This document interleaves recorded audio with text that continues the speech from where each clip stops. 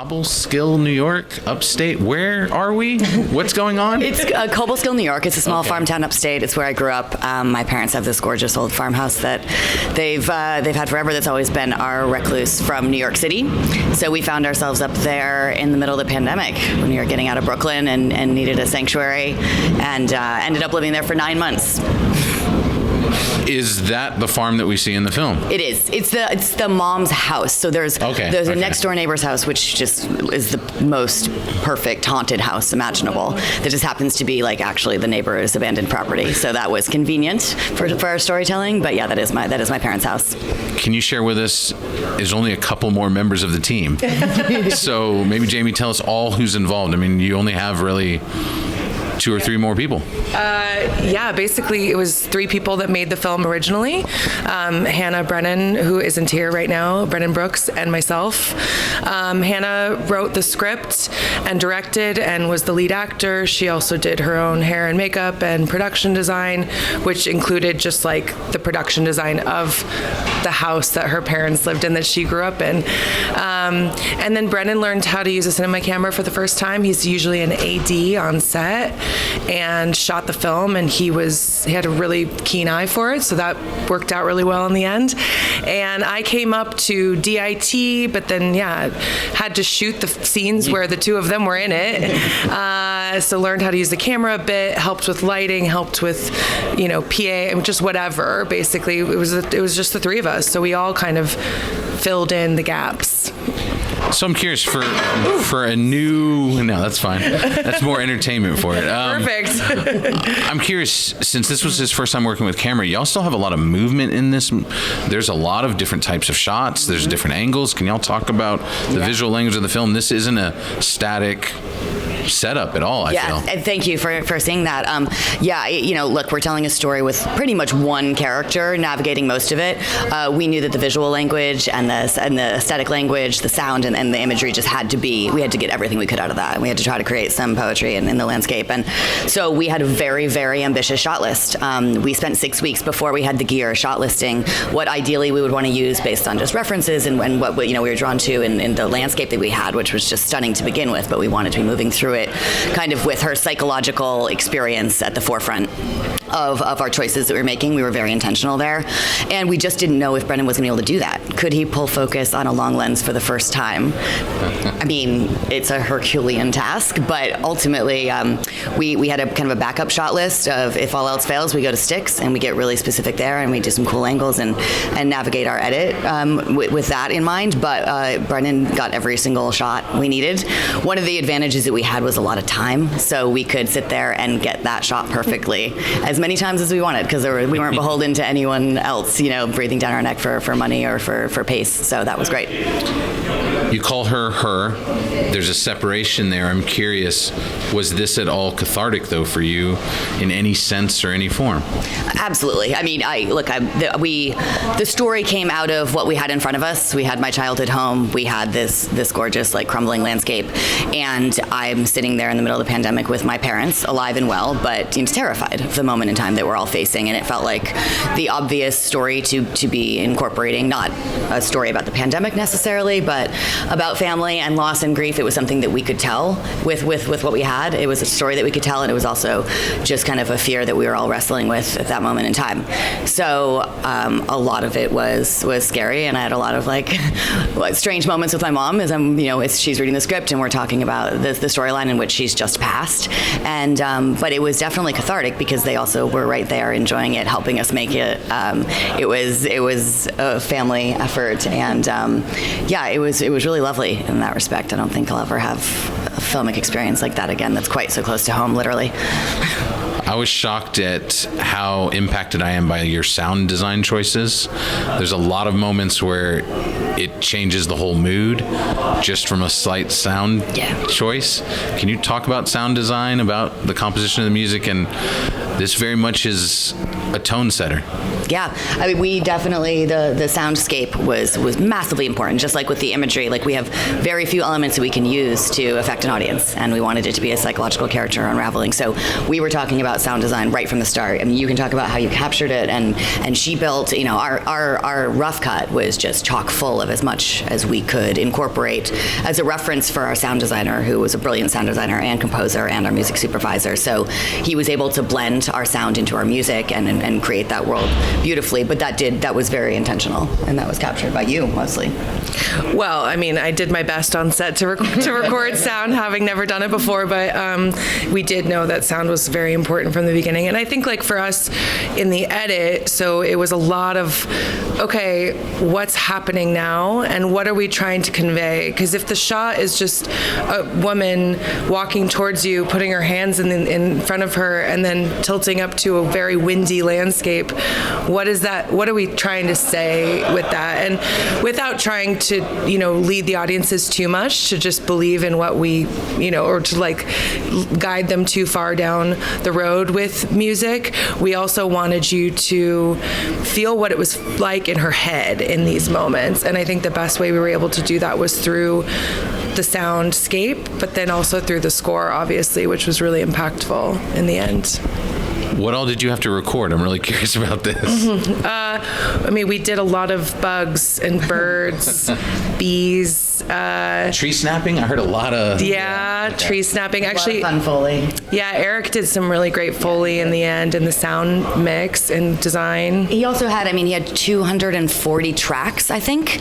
So it was just layers and layers of environment. Yeah. Because, I mean, yeah, some of my favorite references are those films where, like early Lodge Kerrigan stuff, where, like, suddenly you're just overwhelmed by the sensory experience of the character, right? So, you know, when she's talking about, like, her walking down the driveway, like, we wanted that whooshing to start with, like, the smallest things, and then suddenly where we're in her head being overwhelmed by the experience that she's inside. And that was from layers and layers of environment. I mean, summer in upstate New York is swollen. It's loud. There's crickets and birds and buzz, and we could just, a lot of that was just in the track. There's wind chimes all over my parents' property that are in the track, so we had some just luck and fortune there as well, but we wanted to really make the most out of that.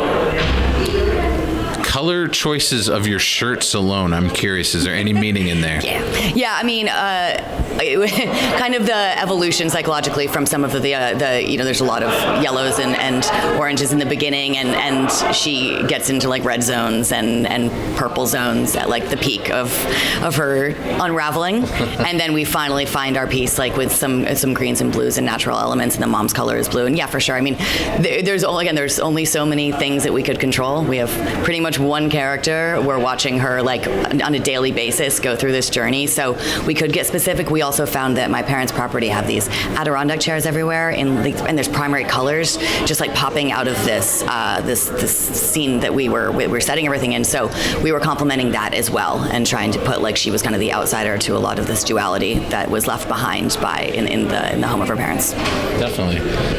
So was Shudderbugs always the title? And I believe you make that. Is that something your mom came up with? So that is a true story that my mom told me when I was young.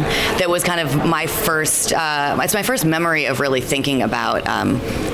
Just bigger religion and mysticism and spirituality, and if there's other senses out there that I kind of hope are in the world, but I haven't had any access to yet. It's a true story. It really happened to her, like word for word, and that is the story that was recited to me. It was never called the Shudderbugs. That was our coming up with a term for what might work for just a summary of that story and the title of our film. But all of that is very true and very poignant to me. I'm curious, seeing someone put everything like that on screen and then be in front of camera, is it surreal to see someone have to go to that extent? Like, what was your experience watching her do this? Yeah. Well, I'd known Hannah for 4 years or so prior to making this, and had never, I knew she acted, and I'd seen her reels, I'd seen some of her work, but seeing her do this in front of us was really special, because she really transformed into Sam when we would start a take. And not only that, but because we were learning and not not always getting it right. She had to do that over and over and over and over and over again for many takes. And I think she's spoken before about, you might want to get a lot of variety in performance, but in this case, we really just needed to capture it how we had planned to capture it in most cases. So she just was able to kind of like do it again and do it again. And the professionalism of watching her become, not only the professionalism, but then the spirit that she captured as Sam. And we do refer to her as her because, my God, we just have spent, years with this character. It's hard to for us to be referring to Hannah always.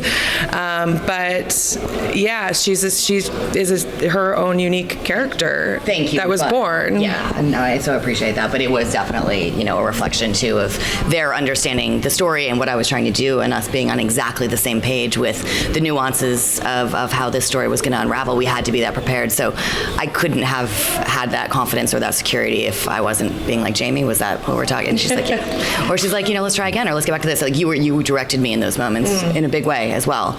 And that was, making a film with your two best friends, there's a lot of like ego and fear that's just not around like it normally would be on a normal set. So that was a luxurious treat for me. It made it a lot easier. Yeah. Thank you. Yeah. So I know we've established it as upstate New York and what that means to you personally, but when I was watching it, I could place it in the South. Yeah. I'm from Texas. I immediately felt like I could see this place. Maybe a little flatter where I'm from, but I feel like this translates so well. What does it mean to, I know the screening's later today, you haven't seen the screening yet, but what are you hoping Southern audiences gain from this? Because I feel like this translates amazingly well. Thank you for saying that. And we've heard from people at other festivals that that looks like my hometown. Cool. And I love that. And I love that it's not specific because I just think it's kind of irrelevant, like what part of this country is happening. And this isn't a story that has, any kind of like, there's one character in the middle of nowhere. Like we make the joke that she's just like walking around all the time and like isolated. So I think it's just like, it's a really, really universal human experience that it doesn't matter. There's no like cultural or social context. Like it's not even necessarily 2021 when this is happening. Like the only kind of hint at what time and place we're in are some of just the photographs and the artifacts from her childhood that are around the house. So I love that versatility. We hadn't really discussed that, I don't think, but that makes a lot of sense. That's great. And fortunately, we're getting the chance to take it to a lot of different parts of the country and find out. I guess we'll see how it translates, because we started in Naples in Florida and we were in Lafayette, Louisiana. Now we're here, and this town's amazing. Yeah. And we're jumping to Durango and Idlewild and Sarasota and Phoenix and who knows where else. Yeah. Who's the best shot outdoors person? Who's the best at all this? Who's the best? Of you three. Outdoors? Yeah. Outdoorsy, shooting, everything. I feel like who could survive out there the best? Ooh. Brennan. I mean, he lived on a sailboat in New York City for how many years? 8. But you lived on the boat with him too. Yeah, but I'm not nearly as industrious. Yeah, that was his Jeep in the movie. Okay. Yeah. He grew up in Durango, Colorado. He skis, snowboards. I think he's nothing like Noah. Yeah, he couldn't be alone. He needs company. But that's true. He could survive. He could whittle a stick and figure it out. Yeah. Whittle a stick. He and my dad did a lot of the outdoor production design. Like they were out there with like a chainsaw, like carving the throne that's in like the fort, like at the other in the middle of the woods. And he's versatile like that. Sure, he would just want your company or my company there. He doesn't want to be alone. Yeah. I like Naples. Can you share people about the Naples experience? It's a fun festival. Naples was incredible. I mean, honestly, we will never, ever have a world premiere, a debut film premiere like that again. It was outrageous. We had no idea what we were walking into. And we're a tiny, tiny film amongst films that have been all over the country with established filmmakers. And we were a little terrified. And they treated us like royalty. They took such good care of us. And they made us feel so special. And they really like highlighted our film with like the timing and the interviews. And it was right after Hurricane Ian. Mm-hmm. So it was a kind of a really tricky time for the community, but they did a beautiful celebration of like the resilience of the arts and we got to see gorgeous films, gorgeous music. Naples, so deep in my heart. No, that was incredible. You as well, yeah. Yeah, it was just a great place to share. And I think for us, we had a friends and family screening at home in New York, but we hadn't. This was the first festival we had gotten into, and so it was just like, oh wow, people like this or are resonating with it. And when that happens, and when people come up to us after a screening and talk to us about how it impacted them, or tell us stories about their own life and loss in their life, it was a profound experience, because you spend so much time with this film, and it's just in this very insular environment, and to start letting it out, it really takes on a personality of its own, and it does work outside of what we ever even dreamed it could do, and the way it connects to people is so special, and we're continuing to experience that here and at all the festivals. So we're just like, it's just fun for us to be able to share. It was also the point at which we realized like these festivals, we've met so many filmmakers that are now going to be in our close-knit community that are like inspiring us and can advise us, but also maybe future collaborators. Like I didn't realize just how much I love this industry and this network of people that are coming to these. That was remarkable. And also my mom crashed the world premiere in Naples. We walk into the theater for the opening thing and we're like a little nervous, and Brennan and Jamie are like, no, I said to Brennan, I was like, that looks like you said, it looks like your mom. Yes. Oh, and Brendan and Jamie and I were like, no, I mean, whatever. Yeah, great. Like, and then you're like, were you the one who actually realized it? Yes. Well, I was. Jeez Louise. Good story. It's fine. But then she's like, no, like, Hannah, that's your mom. And like she just flown down to Naples and gotten in the front row with some friends who were in town, and that was super special too. How has this project impacted you personally, each of you? I mean, for me, I am 100% doing this again and again and again, and with this team, if I possibly can. And I think I always wanted to try to dip my hand in other elements of filmmaking, but I just couldn't imagine what that would be like. And it's been absolutely revelatory and the most fulfilling experience I've ever had. And I want to run fast and hard at everything next. I want to go around and share this film, and I want to brew up all our next ideas, and I want to get the resources together to do our next. And it's been, the pandemic, like now for me, has really the most beautiful silver lining shift that I didn't expect. And I have my team if they'll go with me. We will. Yeah, I agree. And so it was the experience of making a film with my best friends, which gave me the opportunity to try things I'd never tried before, shoot, ask dumb questions, all the things that I hadn't really done before. And then go through this editing process as well. Like, I learned so much editing my first narrative feature. I've been editing for 15 years in the industry, but I've never done this. And so that was quite an experience from beginning to end. And yeah, so it's just been this kind of moment where in a very hard few years of this pandemic, we have this light of this project that we were able to make together. So it's really meant a lot to both of us. So I know there's still festival life to the film itself, but is there anything you can share possibly down the line, anything you're writing, anything you hope that we will keep an eye out for? Yeah, there's been a lot of personal and group pressure to get the next project underway, and we do have an idea, and we are going to make it one way or another. But I haven't yet shared like the early pages. But what I'm going to try to do is just really take my time developing it with them. This time, having it be more of like a group script, and taking it to any labs that I can find, and just we want to make sure that the next one, whereas this project was kind of built around the limitations that we had, that now that we have the freedom and we have the first one under our belt, that we're making another film that we absolutely love, but that all our voices are in there with all the possibilities of what we can say and do. Like, again, Shudderbugs, we absolutely love what we captured here, but it was almost easier to write something when you just had to make the most of what was in front of you. Now it's like, let's get some collective ideas in there that we're just thrilled to own and share and make ours and find our voice and our vision and just keep growing with like autonomy, really really being one of the main points. I think that it was a luxury to not be beholden to anything but the film that we wanted to make this time, and I'd like to maintain that with our team, in addition to adding a few more creative voices and hands to the project. Thank you so much for the time. Thank you for bringing the film here to Oxford, and it's been a pleasure. Thank you. Thank you for having us. Thank you so much. Thank you.